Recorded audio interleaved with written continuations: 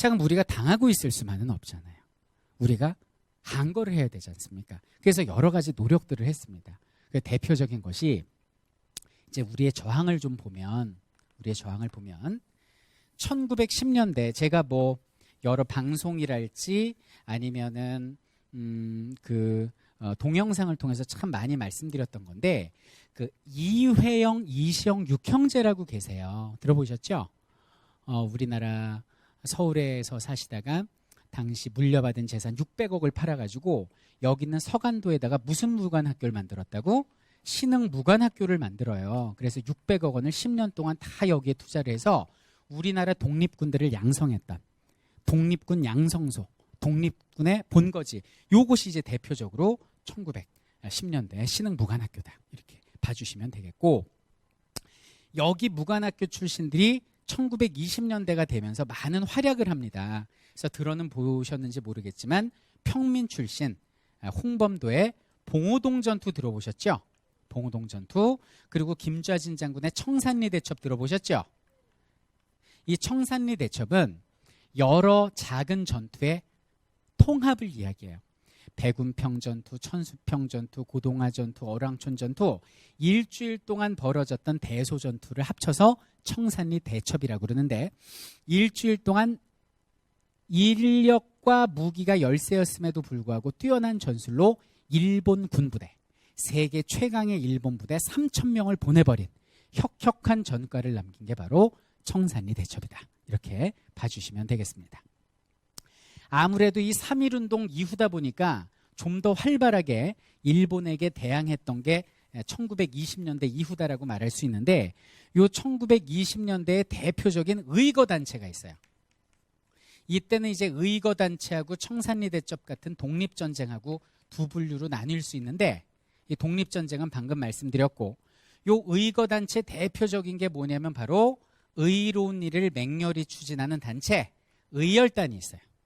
이 의열단의 단장이 누구냐면 약상 김원봉입니다. 이분이 얼마나 무섭냐? 당시 국내에 뭐 나석주, 최수봉, 김상옥 등 전사들을 들여보내서 조선총독부, 동양척식 주식회사, 종로경찰서, 부산경찰서 등 적의 급소에 폭탄 한 방씩 다 날렸던 단체가 의열단이에요. 그래서 의열단 단원이 국내로 잠입했다는 정보가 들으면 전 일본 경찰에 비상이 걸릴 정도로 무서워했던 인물인데, 당시 현상금이 100만 원, 이게 오늘날 돈으로 300억이에요. 그리고 요거는 이제 사회주의 계열로 김원봉이 있다면, 우리 민족주의 계열은 바로 대한민국 임시정부의 김구 선생님 있죠. 김구. 당시 임시정부는 따라해볼까요? 한인애국단. 한인애국단이라는 의거단체를 1931년에 만들게 되는데, 이 한인애국단이 나온 두 영웅이 있습니다. 이봉창 의사입니다. 손에 무기를 들고 뜻을 외치면 의사요. 무기 없이 유관순처럼 태극기를 들고 있으면 열사요. 살아있는 사람들은 지사라 그래. 그러니까 여러분들이 열심히 각자 분야에서 최선을 다하고 애국심을 가지고 있으면 다 지사예요. 아시겠죠? 여기 있는 이봉창 의사는 그 도쿄 옆에 있는 하쿠라다문에서 일왕한테 직접 폭탄을 던진 분이에요. 아쉽게도 폭탄이 터지긴 했는데 불발이어서 뜻을 이루지 못했지만. 그리고 그 다음에 나오는 게 바로 여기 있는 윤봉길 의사 아닙니까? 상하이 홍코우공원에서 일본 장군들에게 폭탄을 던졌고, 어떻게 보면 개인이 벌인 의거로서 가장 큰 피해를 일본에게 입혔던 이 사람이 바로 윤봉길 의사입니다. 사건 당일날 윤봉길 선생님은 그 자리에서 일본 군대에게 폭행당하고 짐짝처럼 꺾여서 트렁크에 실려서 끌려갑니다. 그리고 모진 고문을 당하는데, 이때 이분이 자식이 둘이 있는데 모순하고 담이라고 애기예요. 갓난애기. 그럼 여기 뭐 부모님들 많이 계시지만 이 갓난애기를 두고 참 이게 죽는다는 게 참 쉽지 않지 않습니까? 근데 그는 정말 의연했다. 이분이 자식들에게 남긴 유언이 있습니다.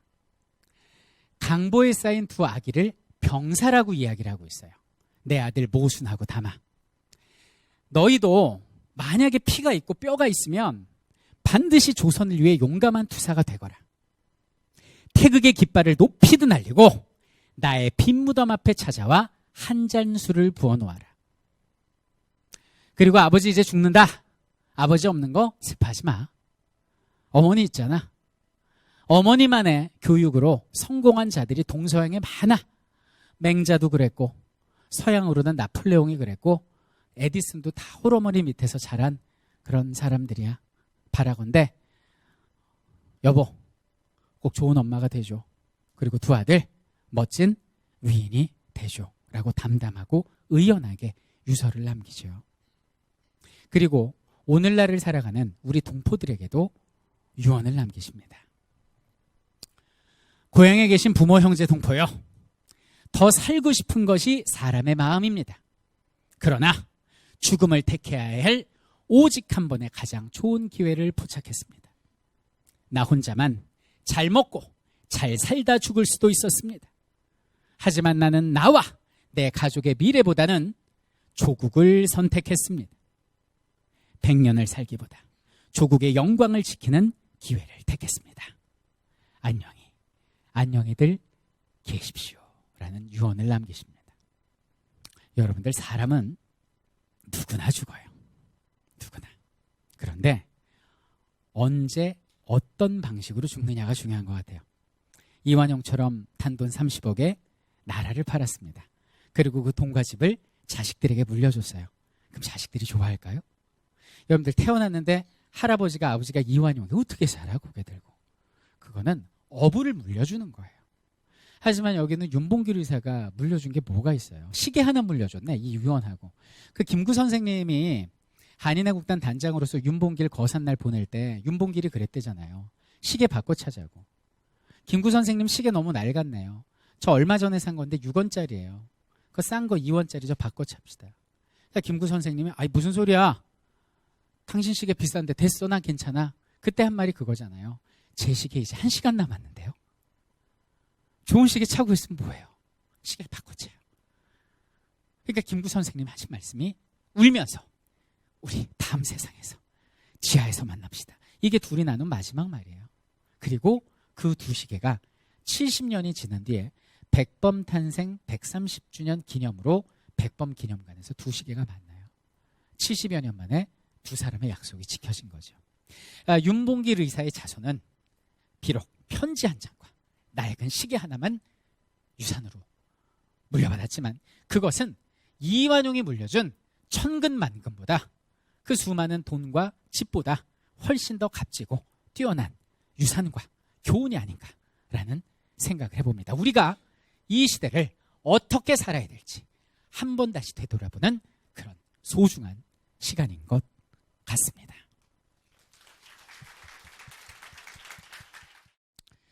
자, 이렇게 일제강점기에 대한 그들의 수탈과 그리고 우리의 이제 저항을 보고 있습니다. 이제 마지막으로 40년대에 만들어진 요건 꼭 기억해야겠습니다. 대한민국 임시정부의 부대 따라해보죠. 한국광복군. 여기는 한국광복군은 영국군과 함께 인도 미얀마 전선에서 활약을 해요. 주로 대적회의 방송, 암호해독, 포로신문 이런 역할을 하는데 2차 세계대전이 연합군의 승리로 돌아간 이유가 뭔지 아십니까? 바로 한 영국인 과학자의 수학자의 발명품 때문이에요. 그 사람이 앨런 튜닝. 이게 튜닝 머신이라고 당시 독일군의 정보를 정확하게 암호로 해독하는 기계예요. 그래서 암호 해독을 한 뒤에 처음엔 참았대요. 왜냐하면 독일군이 칠 곳을 미리 방어하면 암호 해독당했나? 눈치챌 거 아니에요. 그래서 암호를 해독한 이후에도 우리 아군이 공격당하고 무고한 시민들이 죽어가는 모습을 바라봐야만 했어요. 튜닝은. 그러다가 결정적인 작전 한 방에 이 기계가 이제 활약을 보이죠. 그게 바로 들어보셨죠? 미드웨이 해전이랄지 노르망디 상륙작전. 이게 바로 튜링 머신 때문인 거예요. 그래갖고 2차 세계대전 때 이긴 거죠. 그러니까 우리 한국광복군이 정보전에서 활동했다는 건 정말 대단한 것이고 마치 미션 임파서블에 나오는 톰 크루즈 역할을 했다. 이렇게 보시면 됩니다. 그리고 나중에는 1945년에는 미국 CIA의 전신인 OSS의 특수훈련을 받고 전투훈련도 받아요. 그래서 1945년 10월에 잠수함을 타고 국내로 진입해서 적들과 교전하려는 계획도 세웠으나 안타깝게도 핵기밀이 떨어지는 바람에 8월 15일 날 광복이 됐어요. 그러니까 훈련만 하고 뜻을 이루지 못한 안타까운 부대가 바로 한국 광복군이 되겠습니다. 자, 이렇게 해서 이제 일제강점기에 전반적인 그들의 수탈과 우리의 저항을 봤어요. 자, 이런 상태에서 이제 일제가 망합니다. 일본이 어떻게 망하는가를 보도록 하겠습니다. 미드웨이 해전이랄지 노르만디 상륙 작전으로 사실상 연합군의 기세가 어떤 승리의 흐름을 탔고요. 1945년 7월에 히틀러는 스스로 자살을 함으로써 나치는 멸망하게 됩니다. 남은 건 일본이었어요. 근데 당시에 일본 군 수뇌부는 계속 전쟁을 질질 끄는 거예요. 끄는 이유가 뭘까요? 어차피 패전할 거는 알지만 전쟁을 끌어서 뭔가를 요구하고 뭐라도 받아먹고 끝내겠다, 이 생각이. 그럼 미국이나 영국 입장에서는 뭐라 그래야 돼요? 조건 없이 항복해라. 무조건 항복하라고 그런 거죠. 그래서 소련을 끄집어 들여가지고 이 소련이요, 당시에 지상 최고의 육군력을 가지고 있었어요. 자, 보세요. 여기에 지금 일본군이 다 있잖아요. 근데 미군이 이걸 어떻게 들어가? 상륙을 해야 되는데 상륙으로는 한계가 있잖아요. 근데 소련이 미국과 한편이 되어주면 이 두만강을 타고 세계 최강 육군이 진격을 하면 막바로 일본이 항복할 거 아니에요. 그래서 소련을 끌어들인 게 1945년 2월이에요. 이게 얄타 회담, 우크라이나 얄타에서 만났는데 이때 영국, 미국이 소련에게 참전을 촉구하고 소련이 오케이를 합니다. 그래놓고 소련은 참전을 안 해. 정말 얄미워요. 그래서 얄타예요. 왜 참전을 안 할까? 간 보고 있는 거지. 아직까지 누가 이길지 모르는 거죠. 싹 간 보고 있는데 1945년 8월 6일 날 8월이 됐어요. 미국에서 최초의 핵실험을 하게 됩니다. 일본 상공에서 시행이 돼요. 왜냐하면 미국의 명분은 뭐냐면 당시 미국군이 육지로 상륙했을 때 약 100만 명의 미국 군인이 목숨을 잃을 거라는 계산이 나온 거죠. 그러니까 우리는 어쩔 수 없이 원자탄을 떨어뜨릴 수밖에 없다. 이게 미국의 명분이었어요. 그래가지고 이제 후보지를 고르기 시작합니다. 어디에 떨어뜨릴까 고르기 시작하는데 그 후보지에 나온 것이 히로시마, 교토, 그리고 니가타, 나가사키 이런 곳들이 다 후보지로 올랐어요. 후보지로 올랐는데 이 중에서 이제 교토가 빠진 이유가 뭐냐면 당시에 미국의 그 핵 책임자가, 투하 책임자가 신혼여행을 교토로 다녀왔습니다. 인상이 너무 좋은 거예요. 그리고 만약에 그 문화의 고도 교토가 날아갈 경우에 일본의 민심이 흉흉해질 것을 두려워서 교토는 제거가 됩니다. 그리고 B29가 뜬 거예요. 8월 달에 딱 떴어. 떠가지고 보니까 밑에 이제 히로시마, 왜냐면 히로시마, 니가타 이쪽에 전부 다 군수 공장이 있는 곳이거든요. 히로시마에 8월 8일 날, 8월 6일 날 원자탄이 떨어진 거죠. 버섯구름입니다. 그 자리에서 7만 명이 죽고요. 그 후폭풍과 낙진으로 죽은 사람은 총 헤아려서 30만 명 정도 됩니다. 그리고 나서 핵 떨어지자마자 바로 소련이 참전을 해요. 이틀 뒤에 바로 참전. 정말 얄미운 거죠. 그래서 소련군이 바로 만주로 진격을 하게 되고요. 그 진격하는 8월 8일 날 굳이 떨어뜨리지 않아도 될 두 번째 폭탄 B29가 뜹니다. 이게 문제죠. 이걸 떨어뜨릴 이유가 없잖아요. 무관 사람을 왜 죽여? 이거는 정말 핵실험이었어요. 딱 가고 떨어뜨리려고 봤더니 날씨가 안 좋아하고 구름이 뒤덮인 거예요. 안 보여요. 그럼 이게 떨어지면 이게 바다인지 산인지 알 수가 없잖아. 그래서 어떡하지 그러다 야 돌리자. 제일 가까운 데 어디냐? 나가사키. 이렇게 된 거죠. 하고 나가사키로 갔어. 나가사키로 갔는데 거기도 구름이 덮여갖고 안 보여.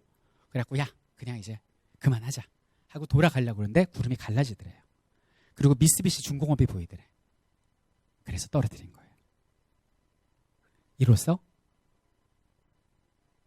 일본은 패망했습니다. 그래서 이 눈부신 사람 눈을 멀게 하는 이 빛이 일본에게는 패망이었지만 우리에게는 빛을 다시 보는 광복이었습니다. 빛을 다시 보는 광복. 아이러니죠. 이렇게 우리는 광복이 됐고 광복 이후를 우리는 현대사라고 부르는 것입니다. 언제부터가 현대사입니까? 라고 물어보신다면 간단하게 대답하시면 돼요. 1945년 8월 15일 광복 그 순간부터가 우리는 현대사다. 이렇게 말씀드릴 수 있겠습니다. 8월 15일 광복의 그날 우리 사진으로 한번 보도록 하겠습니다. 저는 이 사진의 감상 포인트는 만세를 부르고 있는 수감되었던 사람과 살짝 고개를 들고 활짝 웃고 있는 이 아주머니의 미소. 거의 모나리자의 미소보다 아름다운 최고의 미소가 아닌가라고 생각이 됩니다. 이것이 우리의 광복의 기쁨이었어요. 광복은 했지만 우리나라는 곧이어 분단으로 가게 되는데요. 자, 그 과정을 좀 봐야 될 것 같아요. 일단 원폭이 일본 히로시마에 떨어지자마자 소련군이 만주로 진출을 했고, 이 소련군이 두만강을 넘어서 이 북쪽 땅에 상륙한 상태에서 우리는 광복을 맞은 거죠.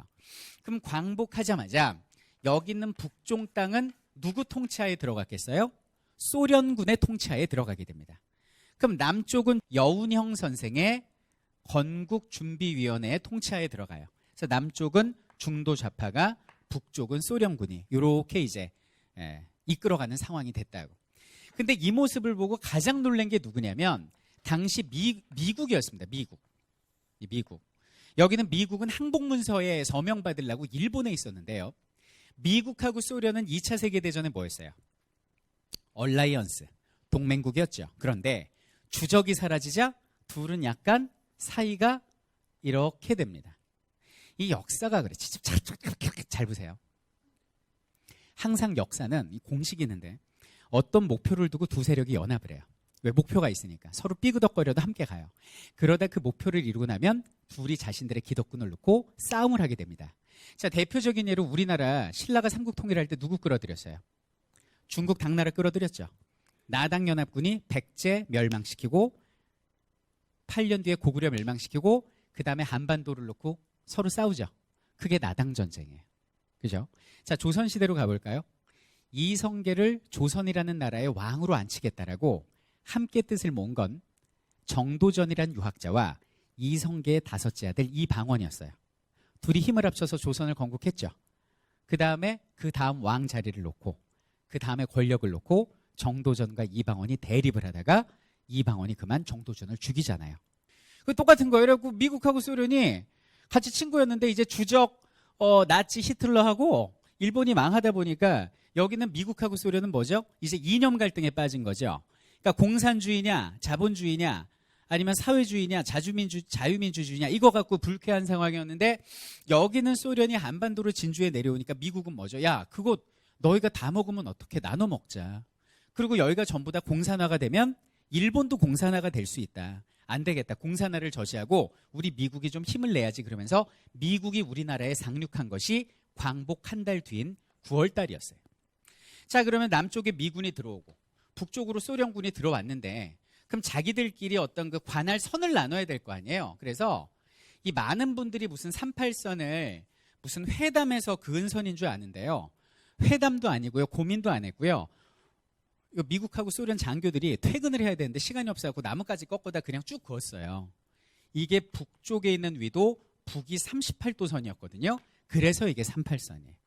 그래서 아무 생각 없이 찍 하고 그은 선이 훗날 남북을 가르는 상처가 될 줄은 이때는 하늘도 땅도 몰랐다. 이렇게 보시면 되겠습니다. 자, 이렇게 해서 지금 우리는 1945년 8월 15일 광복부터 그 광복 직후 한 달간의 상황을 봤습니다. 자, 다시 한번 정리해 드리면 어떻게 됐다고요? 광복 이후에 북쪽은 누구 손에? 소련군의 손에. 그리고 남쪽은 누구 손에? 미군의 손에. 힘없는 나라는 미소 군정의 상황을 맞이해야 됐다. 그럼 지금 정부가 있어요, 없어요? 없어요. 이거 무정부 상태예요.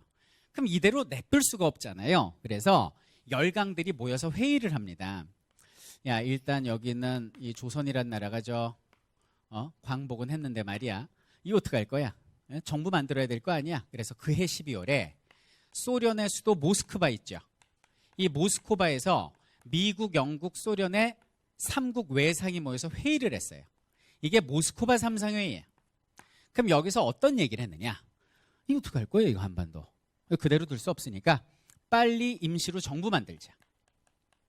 요 정부는 그 상해 임시정부, 김구의 임시정부가 아니라 새로운 임시정부를 만들자는 얘기고, 이 임시정부 만드는 데는 뭐 여러 가지 복잡하잖아요. 내용도 많고.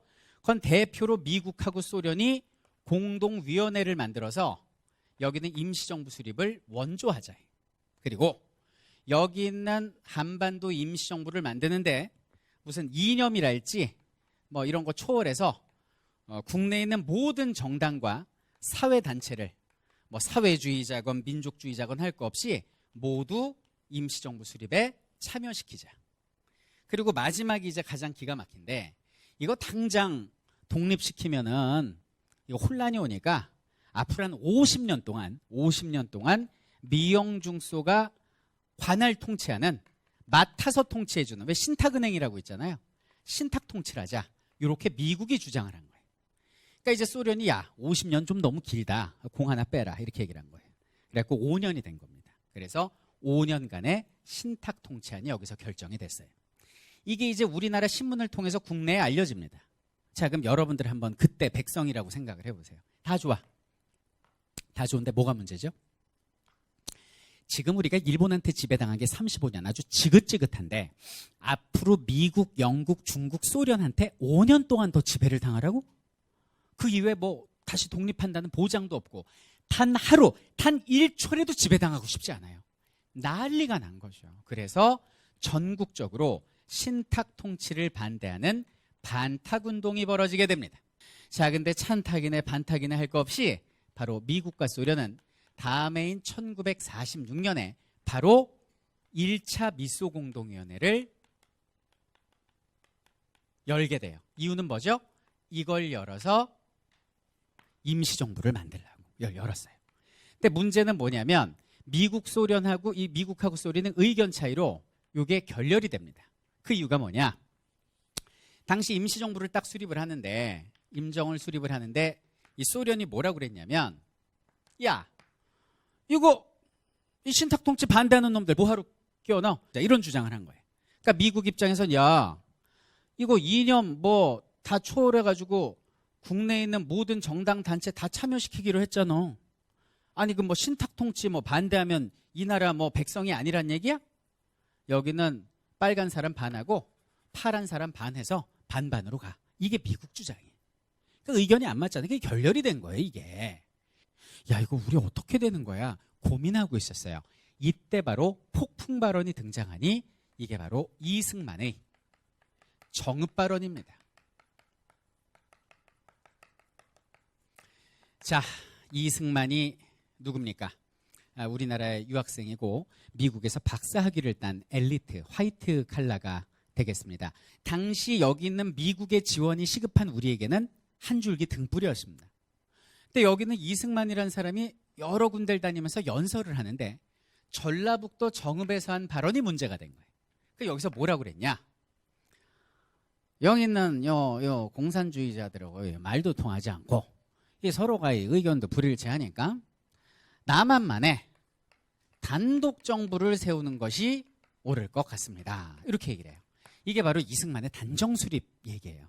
이 이승만의 발언이 엄청난 그 충격을 가져왔고요. 당시에 극우파가 있고 극좌파가 있다면 중도파도 있었거든요. 그 중도파들이 나섭니다. 그래서 중도 좌파 여운형 선생과 중도 우파 중에 김규식이라고 있어요. 임시정부에서 부주석했던 이분들이 모여서 벌인 게 좌우합작운동이에요. 그럼 좌우합작운동은 뭐냐면 이승만 씨 말도 안 되는 소리 하지도 마.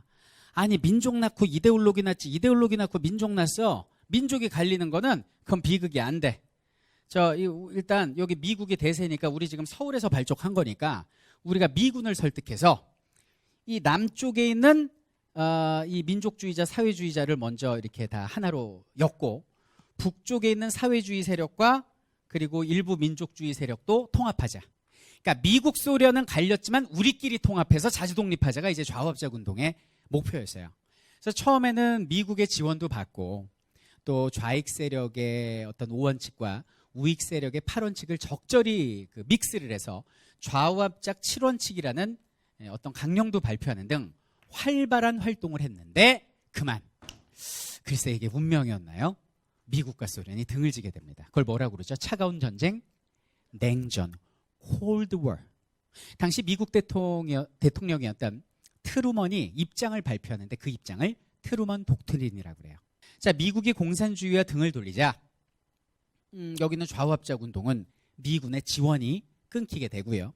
그리고 다음 해인 1947년에 여기 있는 극우파 청년이 여운형 선생님을 총으로 쏴서 암살을 하는 사건이 벌어지게 됩니다.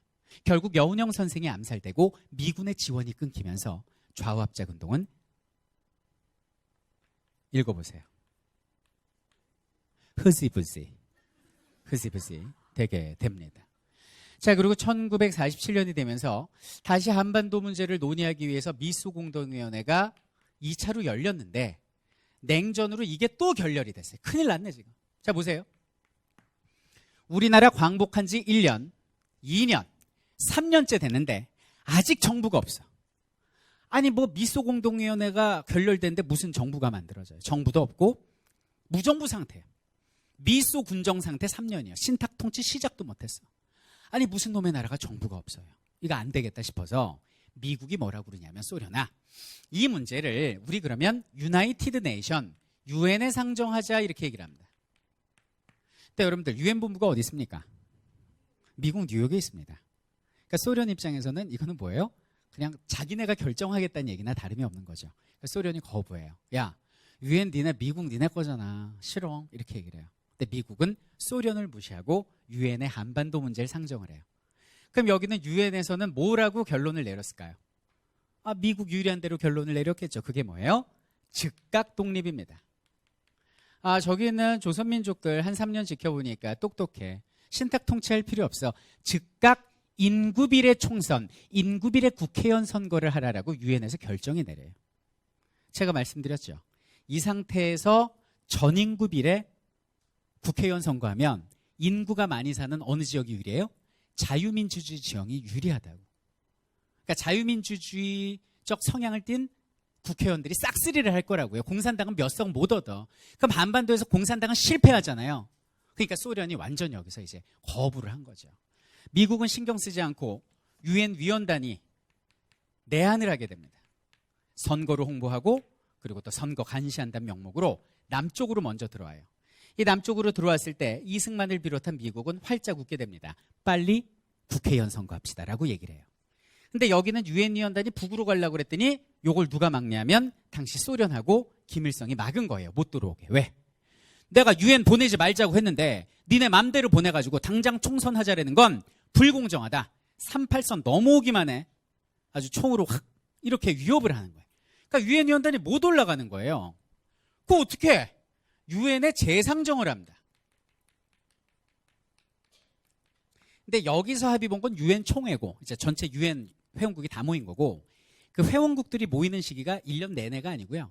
잠깐 모이고 나머지는 상임이사국 그래서 뭐 미국, 소련, 영국 이런 나라들끼리 모여서 소총회를 열거든요. 그 소총회에서 딱 결정한 건 그래 그러면 총선하기 싫으면 실시 가능한 지역에서만 인구비례 총선하라라고 유엔에서 결정이 떨어져요.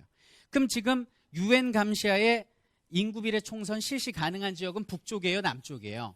남쪽만 총선을 원하잖아요. 그럼 남쪽만 총선하자라는 얘기지. 그럼 이 얘기는 뭐예요? 이승만이 얘기했던 남한만의 단독정부 수립의 첫 단추지. 아니 일단 국회의원 뽑히면 그 다음에 대통령 뽑을 테고 그 다음에 정부 수립할 거 아닙니까? 그럼 이 얘기는 결국 남북이 갈리게 된 상황이 된 거예요. 근데 이때 이제 민족주의자 김구 선생이 나서시는 거예요. 김구 선생은 뭐라 그러냐? 이런 말을 실제로 합니다. 3천만 동포에게 읍고함이란 글을 통해서 우리 조선 백성들이요. 내가 여기 있는 38도선을 깔고 뭉개 죽을지라도 개인의 영달을 위해서 남한만의 단독 정부를 수립하는 데는 참여할 수 없다라는 글을 써요. 그래갖고 안 되겠다 싶어갖고 이 김구 선생은 1948년 4월 달에 남측의 민족 대표 80명을 이끌고 북쪽으로 올라갑니다. 이게 김구의 4월 방북이에요. 왜 갔을까요? 이 한반도 문제를 놓고 북쪽에 있는 친소파 김일성이랄지 김두봉 같은 극좌파들을 만나야겠다 이렇게 생각을 한 거예요. 그래서 이제 갔어요. 가가지고 남쪽에 80명, 북쪽에 80명 해가지고 한 100명이 넘는 숫자가 협상을 했으니 그게 그 유명한 남북 협상이 된 겁니다. 근데 이 협상의 이제 결과가 뭐냐? 미군, 소련 즉각 철수해 우리나라에서. 즉각 철수하고 남한만의 단독 정부 수립 반대다. 이렇게 이제 결정을 내린 거예요, 이 사람들이. 근데 문제는 뭐냐면 남한만의 단독 정부 수립을 원하는 사람들도 많지. 근데 여기는 민족 대표들이 아무리 뭐라고 떠들어도 신경도 쓰지 않고 바로 우리나라는 국회의원 선거 준비에 들어가요. 그래서 1948년 5월 10일 날 대한민국 최초의 국회의원 선거가 치러지니 이것이 바로 50총선입니다. 자, 근데 여기는 50총선을 막기 위해서 김구 선생님이 한 노력은 뭐냐면 보이콧을 한 거야. 총선 불참. 그러니까 김구의 생각은 뭐였냐면 이거지. 연말 가수왕 시상식에 YG, JYP, SM 가수들이 다 불참을 해요. 그럼 그거 시상식 할 수 있어요? 못하지. 그러니까 김구 생각은 우리 민족주의 계열과 여기 참여했던 사회주의 계열이 이제 내려왔어요, 남쪽으로. 전부 다 보이콧하면은 이거는 유야무야 될 거다라고 생각을 했어요, 김구는. 근데 그것과는 상관없이 총선은 치러졌고 결국 김구 선생님과 임시정부 계열은 국회의원 배지를 달지 못하는 권력을 잃는 결과를 낳게 됩니다.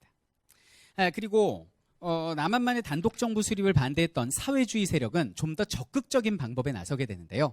그게 그 유명한 4.3 제주 사건이에요.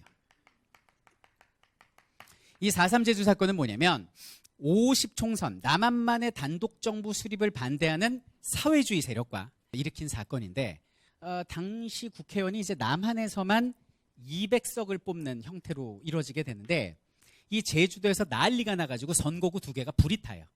그래갖고 초대 국회의원이 198명입니다. 198명. 임기가 4년이 아니고 초대는 2년이었어요. 이런 사건이 이제 벌어졌죠. 그리고 나서 50총선이 치러지고 198명의 국회의원이 뽑히고 그들이 바로 7월 17일 날 헌법을 만들어요. 근데 헌법을 제정했다고 그래서 뭐라 그래요? 제헌 국회의 탄생이다 이렇게 얘기를 하고 7월 17일이 무슨 절? 5대 국경일 중에 하나가 된 거죠. 그리고 3일 뒤인 7월 20일 날 국회의원들이 대통령을 뽑는 간선제로서 초대 대통령 이승만이 당선되게 됩니다. 우리 어린이들이 있어서 말씀드리는데 선거는 2가지가 있어. 우리 국민들이 직접 뽑는 걸 어린이들만 따라해 보세요. 직선제. 그렇죠. 그리고 국민을 대신하는 국회의원들이 대통령을 뽑는 이런 선거를 따라해보죠. 간선제. 이렇게 부르는 거예요. 근데 이때는 국회의원들이 국민을 대신해서 대통령을 뽑았거든요. 그래서 초대 대통령 이승만이 당선이 됐고 그리고 한 달 뒤인 8월 15일 날 광복 몇 주년 됐어요?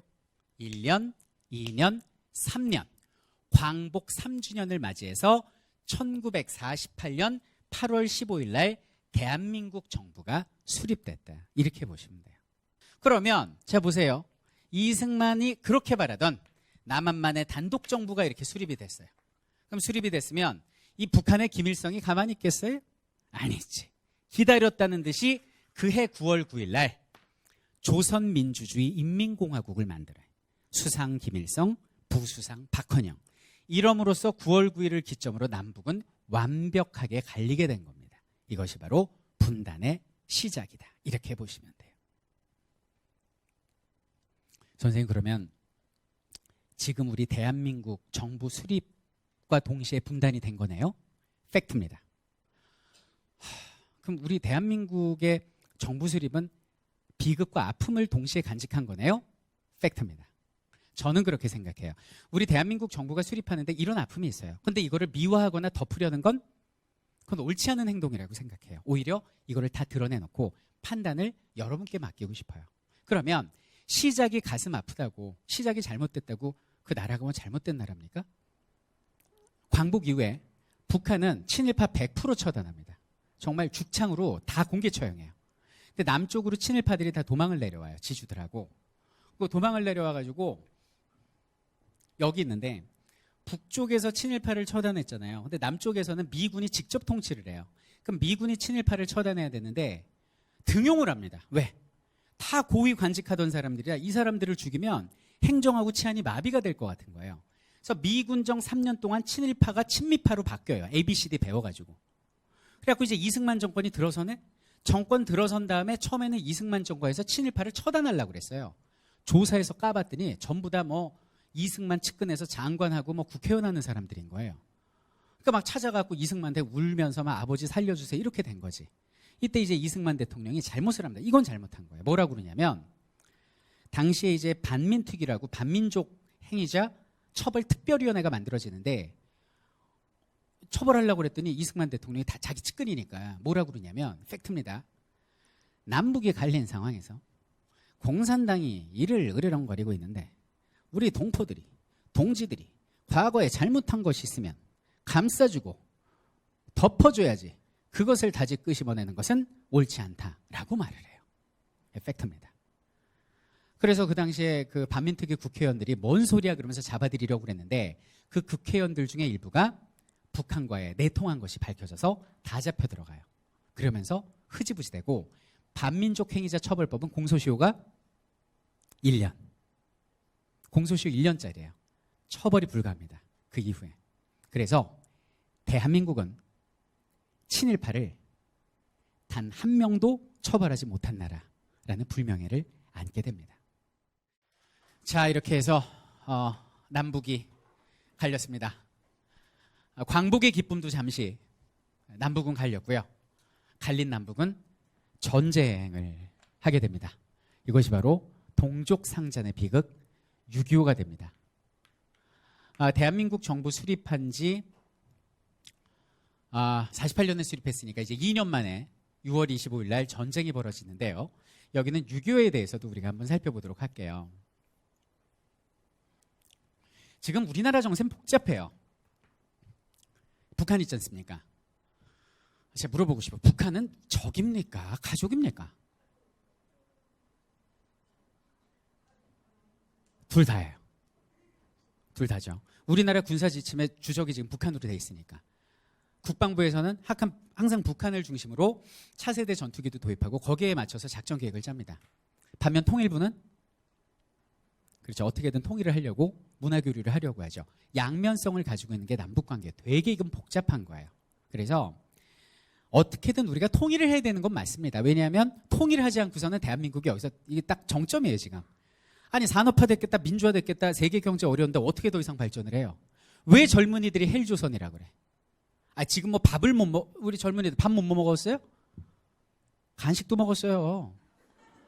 그잖아요. 뭐 거지처럼 우리가 동량을 해요. 뭐래요? 아니잖아. 근데 왜 헬조선이라고 그래요? 희망이 없는 거예요. 6.25 보겠습니다. 1950년 6월 25일 날 소련과 중국의 지원을 받은 전쟁 준비를 차근차근 했던 김일성은 소련제 T-34 전차를 몰고 6월 25일 일요일 새벽 전격적으로 기습 남침을 도발하게 됩니다. 확 하고 내려오니까 소총밖에 없었던 우리는 3일 만에 서울을 빼앗기고 한 달 만에 낙동강 동쪽으로 쫓겨가게 됩니다. 당시 우리나라의 표정을 그려보면 이렇게 울고 있는 상황이었어요. 울고 있다. 자, 근데 이때 아뿔싸 싶었던 게 누구였냐? 바로 미국이었습니다. 당시 미국 국방장관 애치슨이라는 사람이 전쟁 직전에 애치슨 라인이라는 걸 긋는데요. 가상의 선을. 그 애치슨 라인이 미국의 극동방위선인데 일본은 포함되어 있는데 우리나라는 미국의 극동방위선에 빠져 있었어요. 그 미국 국방장관의 애치슨 선언을 듣고 김일성이가 전쟁을 일으킨 거든. 오판을 한 거죠. 근데 막상 전쟁이 벌어지니까 미국이 깜짝 놀란 게 한반도가 공산화가 되면 이걸 병참기지 삼아서 여기 있는 일본까지 위험해진다. 그럼 일본까지 공산화가 되면 이건 동아시아가 다 빨개지잖아요. 그럼 미국 입장에서는 완전히 거점을 잃는 거죠. 그래서 미국이 도와주러 온 거예요. 왜 도와주었는가는 알아야겠죠. 무조건 미국이 고마워요. 오 마이 아메리카. 아니지. 따라해보죠. 순망치안. 입술이 망가지면 그건 안 따라해도 돼요. 이가 시리다라는 거죠. 왜 명나라가 도와줬는데 우리 조선이 일본한테 작살나면 일본이 명나라로 치고 들어올까 봐. 조선은 입술이니까 이를 지키는 입술이니까 도와준 거죠. 미국이 우리 이뻐서 도와줬냐고. 일본 지키려고. 자유민주주의 지키려고 도와준 거예요. 쉽게 얘기해서 우리는 미국의 입술입니다. 본론으로 돌아가서 그래서 미국은 안 되겠다 싶어서 한 달 만에 유엔군을 이끌고 16개 유엔군을 이끌고 이거는 침략전쟁으로 규정하면서 여기는 부산항으로 들어오게 됩니다. 유엔군이 온 게 이제 7월이고요. 전쟁 난 지 한 달 뒤고요. 이때 총사령관이 누구죠? 2차 세계대전의 영웅 메가더 장군이었습니다. 여기는 메가더는 생각했어요. 가만히 있어봐. 이렇게 밀구나가 아니야. 이거 아니야. 위험해. 왜냐하면 얘네가 지금 불을 뿜고 있는데 이 전력이 너무 강해서 피해가 막대해. 진짜 명장은 뭐죠? 나는 안 다치고 적한테만 피해를 입혀야지. 이거 뭐 같이 죽자는 얘기 아니에요. 그래서 여기는 메가더가 생각한 건 뭐냐면 허를 찌르자예요. 허를 찌르자. 어디로? 이렇게 돌아서 인천으로 상륙하는 거죠. 그래서 서울을 수복하고 적의 보급로를 끊자. 자, 왜 인천으로 택했을까 메가더가? 그렇지. 너무 똑똑한 거죠. 서울하고 가까운 거예요. 그러니까 서울을 수복하기가 좋고 서울을 수복하면 심리적인 타격을 줄 수 있습니다. 북한군들한테. 거기다 적의 보급로를 끊어버리면 얘들은 총알 한 발 없는 무용지물이 되잖아요. 오합지졸 되잖아요. 그래서 인천을 택한 거죠. 근데 여기는 메가더의 인천 상륙작전을 누가 반대한지 아세요? 어이없게도 미군 사령부에서 반대를 해요. 안 된다라는 거죠. 그 이유가 뭐냐? 여러 가지가 있는데 첫 번째는 뭐냐면 이거예요. 간석지입니다. 우리나라의 서해안 밀물 12시간 간격으로 쭉 빠지는 게 썰물. 밀물 썰물 아시죠? 여기는 밀물이 들어왔을 때 군인과 수송 차량을 내려놔야 돼. 만약에 조금씩 물이 빠지는데 1km, 2km 물 빠지고 있는데 내려놓으면 그 갯벌에서 어떻게 걸어가요? 푹 빠질 거 아니에요. 상륙이 불가능합니다. 근데 여기는 만조 꽉 찼을 때 일단 261척 정도가 들어와야 되는데 수심도 낮은데 만조 꽉 찼을 때 시간이 단 2시간이에요. 그럼 단 2시간 동안 적의 화력을 뚫고 261척이 들어와서 7만 명을 내려놓는다는 게 말이 돼요? 뭐 북한군은 담배 피고 있어요? 쏠 거 아니에요. 포탄 쏘고. 못 내려놓는다는 거지. 이건 불가능하다라고 얘기를 합니다. 그래서 미군 사령부에서 인천 상륙작전의 성공 확률을 조사했더니 5,000분의 1이에요. 그래갖고 이건 반대한 거죠. 이건 불가하다. 두 번째는 뭐냐면 여기는 메가더가 싫었어요. 미국 대통령 트루만은 메가더가 싫어. 진짜 말 안 듣거든요. 동으로 가라 그러면 서로 가고 서로 가라 그러면 동으로 가고 야전사령관 특유의 항명도 잘하고요. 독불장군에다가 그리고 오만한 면도 보였고 또 하나는 뭐냐면 차기 대권을 노린다라는 소문도 돌았어요. 그러니까 정치적으로 부담도 있었죠. 그래서 메가더를 경계하고 뭐 여러 가지가 이제 복잡하게 얽힌 겁니다. 그래갖고 안 된다고 했는데 메가더가 고집불통이거든요. 메가더는 끝까지 인천을 고집합니다. 그 이유가 뭔지 아세요? 확률이 5,000분의 1밖에 안 되기 때문에 적이 가장 방심하고 있을 거 아니에요. 급소라고 생각한 거죠. 그래서 메가더는 밀어붙이게 됩니다. 상륙일은 9월 15일로 정했어요. 1950년 9월 15일로 정한 이유가 뭐냐면 이 조수간만의 차를 조사를 해봤더니 밀물이 가장 많은 물의 양이 밀고 들어올 때가 9월 15일, 10월 13일, 11월 3일, 3일인 거예요. 그러면 9월, 10월, 11월 셋 중에 한 날 가서 2시간 만에 딱 내려놔야 되는데 지금 전쟁이 언제 밀고 내려올지 모르는데 위태위태한데 언제 10월, 11월까지 기다리냐고. 그래가지고 9월 15일로 딱 정한 거예요.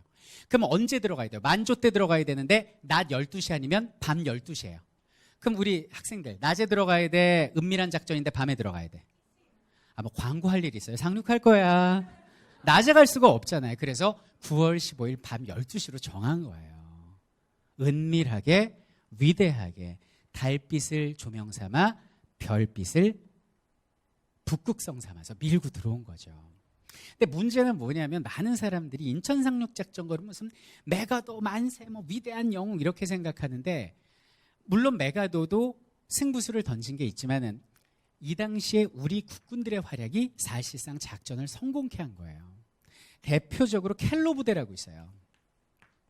이 켈로 부대가 뭐냐면 우리나라 특전사의 전신입니다. 그러니까 태양의 선조죠.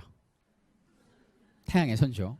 이 사람들 특징이 진짜 특수부대인 게 계급이 없어. 군번이 없어요. 위아래가 없고 실체가 없는 정말 특수부대예요. 북한에서 활동하던 사람들이 내려와서 만들어진 부대다 보니까 누구보다도 북한에 대한 지리, 문화, 언어, 군사체계 장비를 꿰고 있는 사람들입니다. 완전 첩보부대죠. 그래서 여기는 켈로 부대와 당시 해군 특수정사령부가 연합을 해가지고 첩보부대가 미리 인천으로 들어갑니다.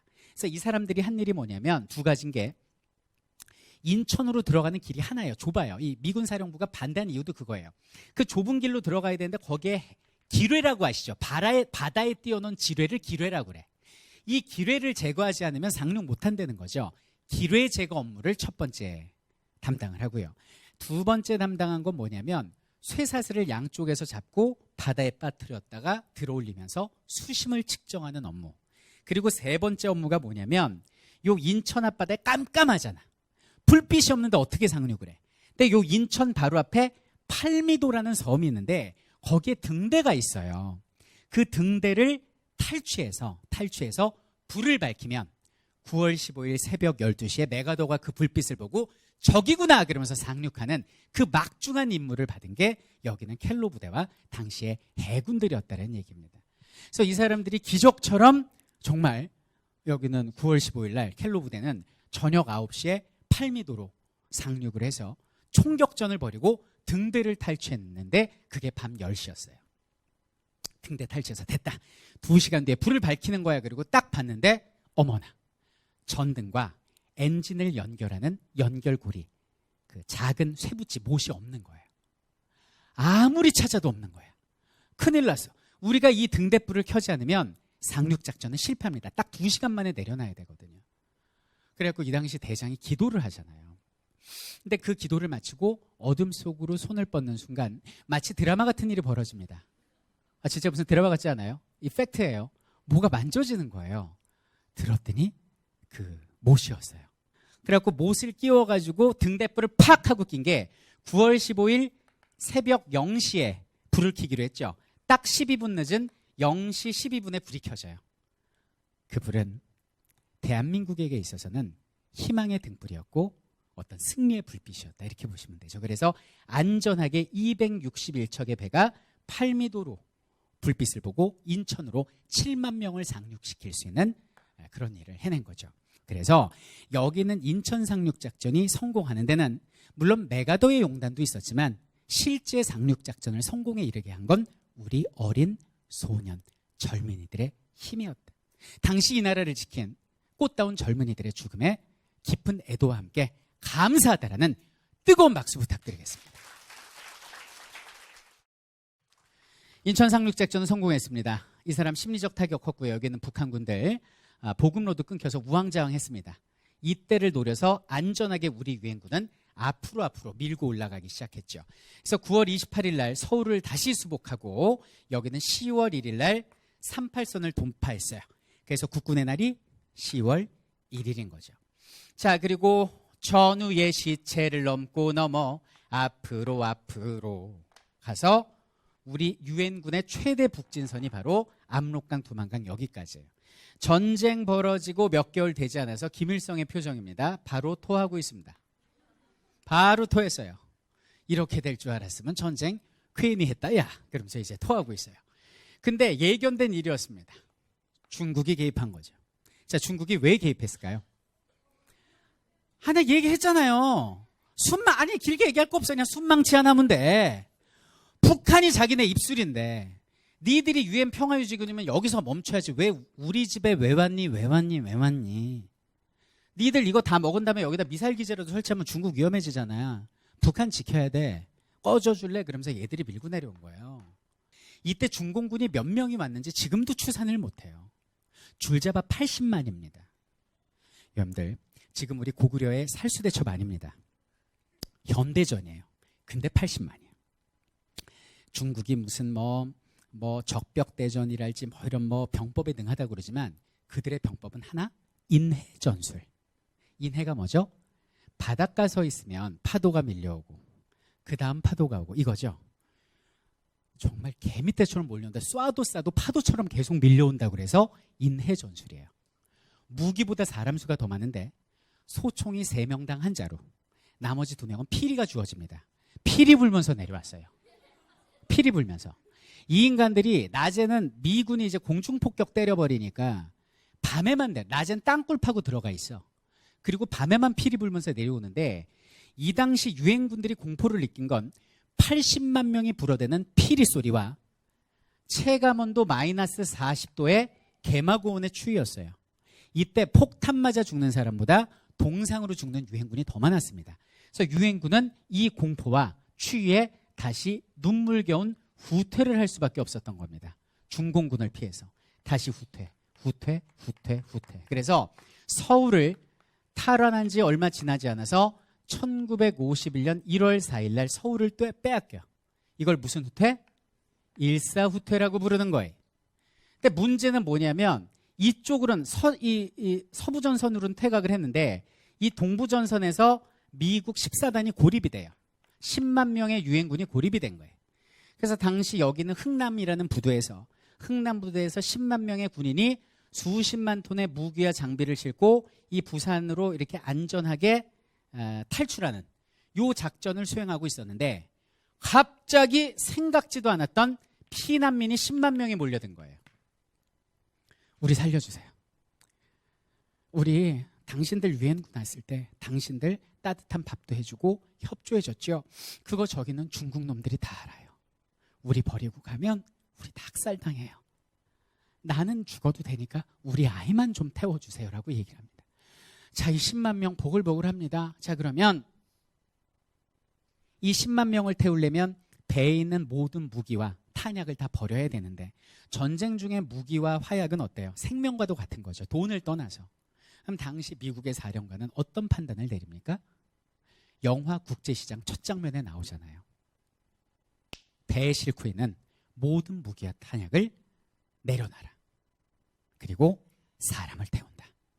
아무리 전시 중이지만 저기는 무기와 탄약보다는 사람의 가치가 몇백 배, 몇천 배 소중하다. 이렇게 된 거죠. 그래서 당시 통역관이었던 현봉학 박사님의 설득에 힘입어서 미군 사령관이 결정을 내리고 무기는 돈으로 살 수 있지만 사람의 생명은 때를 놓치면 돈으로 살 수 없잖아요.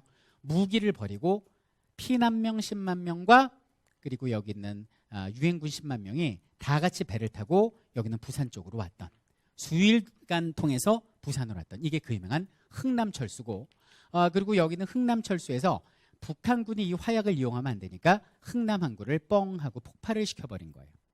그래서 옛날에 노래를 보면 눈보라가 휘날리는 바람찬 흥남부두에 뭐 이런 노래가 있어요. 뭐 금수나 어디로 가서 길을 잃고 헤매였던가 피눈물을 흘리면서 일사 이후 나 홀로 왔다 이런 노래가 있어요. 이 가사가 나 어렸을 때 못 모르고 따라했는데 진짜 슬픈 노래예요. 아내인지 딸인지 모르겠는데 금순이를 여기서 잃어버린 거죠. 이때 이상가족 엄청 생기고요. 그 코미디언 송혜 선생님도 이때 가족을 다 잃고 혼자서 남쪽으로 왔다는 거예요. 배에 실려가지고. 그리고 배로 오는 동안 앉지를 못해갖고 사람이 많아서 다 서서 옵니다. 그 추운 날. 근데 그 뱃속에서 아이가 5명이 태어나잖아요. 그래갖고 그 태어난 아이를 미군들이 이름을 붙인 게 김치 1, 2, 3, 4에서 김치 5라는 아이가 탄생하고 도착했을 때 사망자 0명에 오히려 인구가 5명 늘어가지고 근데 이때가 또 크리스마스 이브 직전이었거든요. 크리스마스의 선물이죠. 그래서 전쟁이란 극한 상황은 인간에게 또 하나의 이런 훈훈한 감동도 안겨주는구나라는 걸 알 수가 있습니다. 자, 어쨌든 우리가 지금 중공군의 개입으로 다시 쫓겨 내려왔어요. 그래서 태안반도까지 내려왔다가 다시 밀고 올라간 거야. 밀고 올라가서 38도선 근처에서 교착 상태에 빠졌습니다. 그러니까 이거 어떻게 되냐면 이거 고지전이라고 영화도 나왔는데 낮에 이제 미국 전폭기가 제공권 장악해갖고 폭격을 하니까 낮에는 유엔군이 고지를 점령한다. 밤이 되잖아요. 삘리리리리 피리 소리가 들리면서 중공군이 다시 고지를 이 짓을 계속 하고 있는 거야. 3개월 동안. 그러니까 1951년 3월부터 6월까지 교착 상태에 빠진 거예요. 그러니까 이제 중국이 완전 이거 난색을 표현하면서 소련한테 참전을 권유합니다. 당시 소련은 공중지원만 하고 있었거든요. 근데 아까 얄타 회담 때도 봤지만 소련은 이 참전 안 해요. 되게 얄밉습니다, 얘네. 그러니까 소련이 뭐라 그러냐면 야, 우리 참전하면 3차 대전이야. 그러지 말고 니네 이제 그만 싸워. 그러면서 소련이 6월 달에 휴전을 제의를 해요. 휴전 제의. 그럼 자 보세요.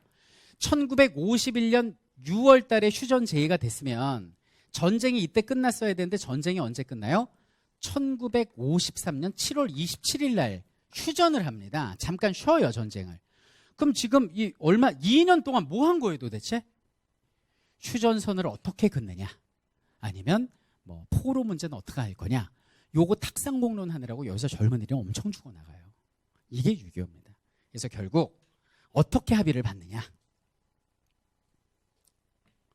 당시에 이 상태가 어떻게 돼 있었냐면 38선은 이렇게 돼 있잖아요. 38선하고 휴전선하고 달라요.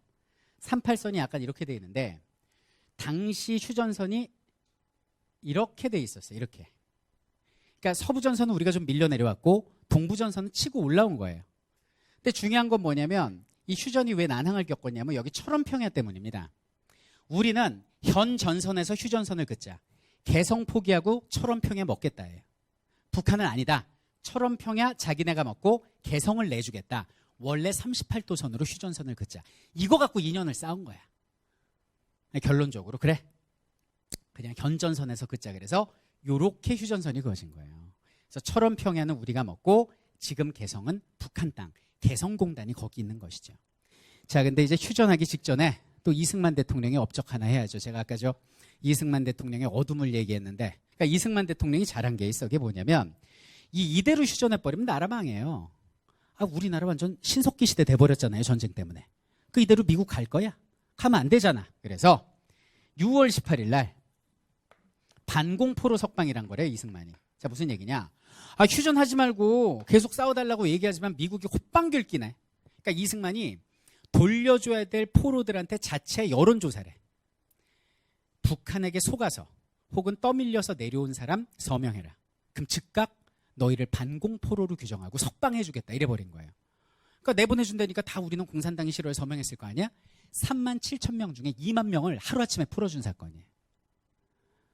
그러면 돌려줘야 될 포로를 다 풀어줬으니 자칫 이건 휴전이 안 될 수도 있잖아요.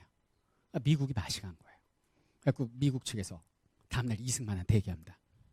Oh my gosh, what are you doing now? 나 crazy. 제가 하는 영어 여기까지 다 합니다. 당신 이런 돌발 행동하는 이유가 당신의 허락 없이는 휴전이 불가능하다는 걸 보여주는 행동이잖아. 막 이러고 있는 거지. 알았어. What do you want? 뭘 원해? 당신들 우리나라 전쟁 끝나면 가지 말고 주한미군으로 남아줘. 그래 좀 지켜줘. 국방비도 좀 부담해줘. 오 마이 갓. 오케이. 더 없지? 아니야. 쓰던 물건 다 놓고 가. 오 마이 갓. 하나 더 있어. 우리나라한테 무상 원조 해줘. 오 마이 갓. No. 나 그러면 나머지도 다 풀어줘 버릴 거야. 알았어. 이래가지고 이승만이 협박에 못 이겨서 여러 가지 이제 합의 받고 그 다음에 이제 휴전을 한 거예요. 그러니까 이승만 대통령이 잘한 부분도 있습니다. 저 둘 다 했습니다. 빛과 그림자. 이렇게 해서 우리가 지금 휴전을 한 거예요. 자, 휴전하고 나서 우리는 지금 이렇게 긴 세월이 지났지만 아직도 남북 문제는 해결되지 않고 있죠. 그러나 저는 믿습니다. 일제강점기에 독립이 될 거라고 상상도 못했지만 싸웠던 독립군들처럼 우리나라가 이렇게 잘 살 줄 꿈도 못 꿨지만 땅 파고 시체 닦았던 산업화 역군들처럼, 그리고 눈 밑에 치약 발라가면서 정경한테 끌려가서 그 모진 고문 당하면서도 이 나라의 민주화를 바랬던 우리 선배들처럼 우리는 이 아이들에게서 통일이 반드시 될 것을 기대합니다.